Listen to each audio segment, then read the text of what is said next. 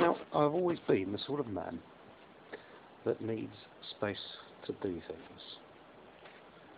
So I decided in 2011 to hatch a plan to build myself a space for doing my stuff in. I had to have a number of considerations because there are a number of things that I wanted to do with this space.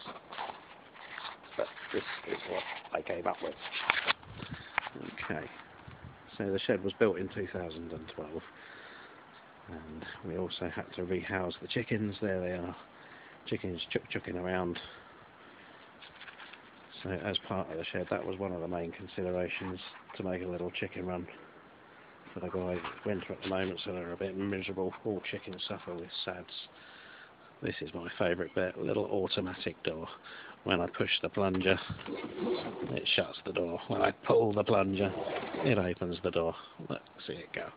Push the plunger, shuts the door. Pull the plunger, opens the door. I enjoyed that. Anyway, the chicken hut actually goes into my shed space.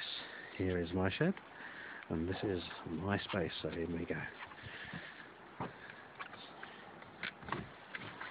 Right. Man always needs a space to do stuff and to get out the way. Man has cave. So there's the chicken shed. As you can see, there are conservatories on top. There's a little entrance there for them. As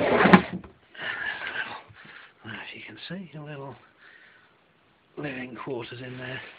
No eggs. Winter. Bless them. There we go. We're kind to our chickens. There's a project coming on for the future. Shed's never finished, and that's the IBC water container, 1200 litres in there, 1.2 tonnes of water. I intend to breed fish in that, because that is the first part.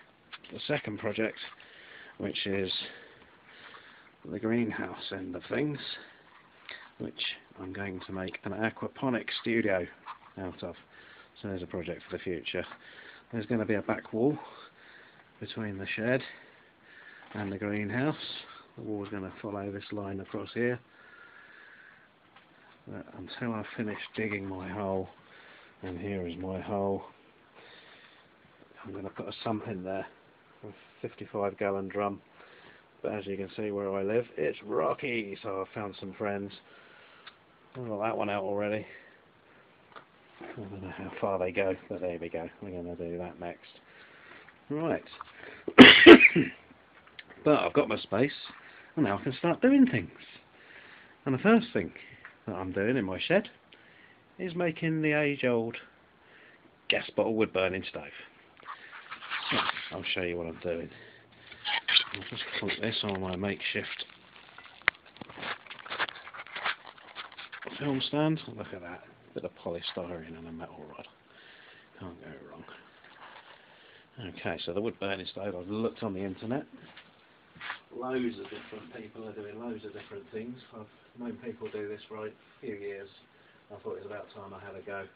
Friend Steve gave me the gas bottle. He wants a wood burning stove. So what I did, gave it a lot of thought. After a lot of research, there's plenty of guys out there doing it. Check out Pub Life. It's fun. Choo-chin. This is going to be choo-chin.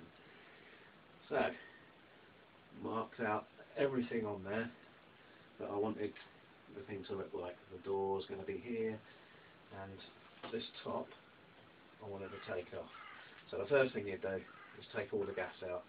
You put a little plunger in there, and I left it for a few days to get rid of the gas. There was still a bit of butane in liquid form in the bottom there, just a little bit. It's really cold at the moment, so it was having trouble evaporating, so I washed that out as well. I could not get that undone. Even when I removed that, which is the first part of it, put that to one side because I'm going to use that again. Everything I had I reused. This whole shed was made mainly from skips. Did really well with it. And then once all the gas was out, I tried to unscrew it. I don't know what they put it in with. They put it in with something damn solid and not easy to get out. I tried Stilson's mole grips, hammers, you name it. So, hacksaw. Took that off. I'm going to say that's a nice bit of scrap.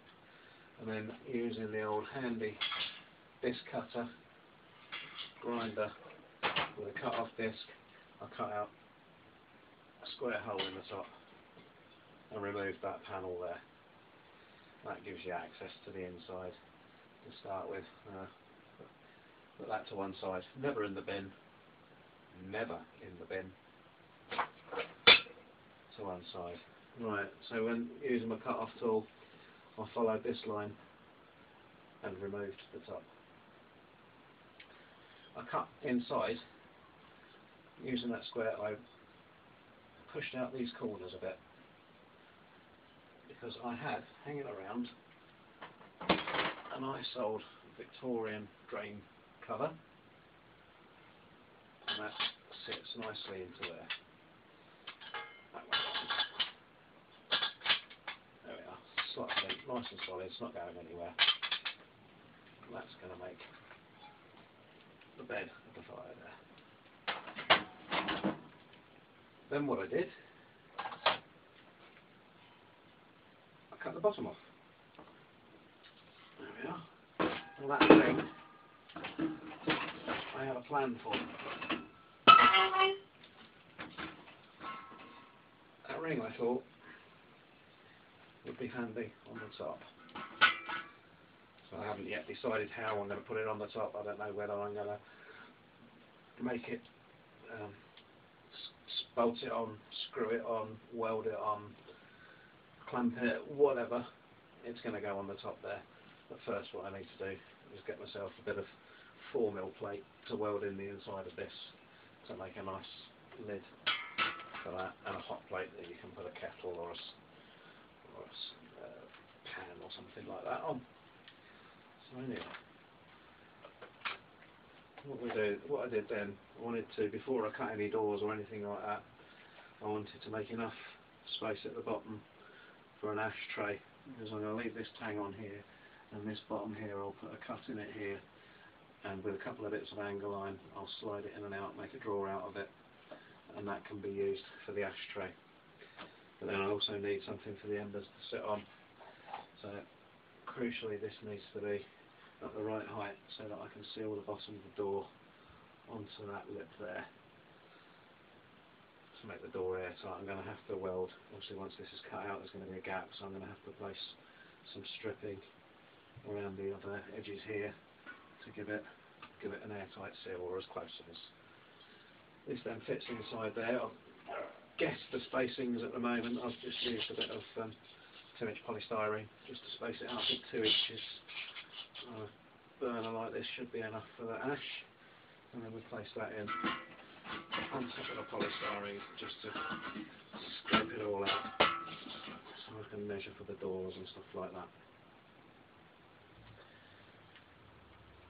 We've got that grate in there like that,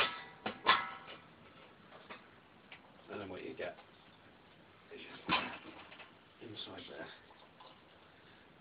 like that, which should give you enough space for a good burn.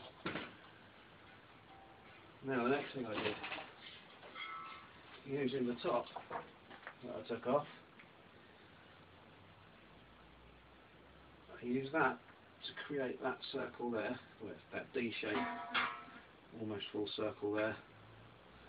I drew around the inside of that and then cut out this circle leaving the flat bit and folded the flap, and then that will nicely fit in there, weld into place to make the first part of the chimney.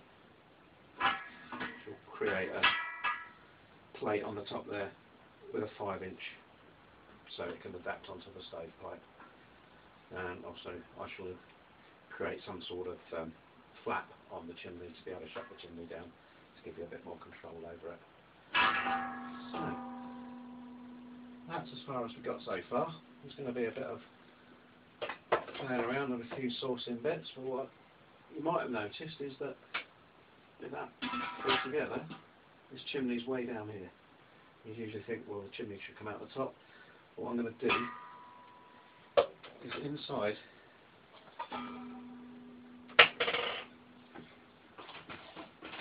I'm going to create a wall right the way across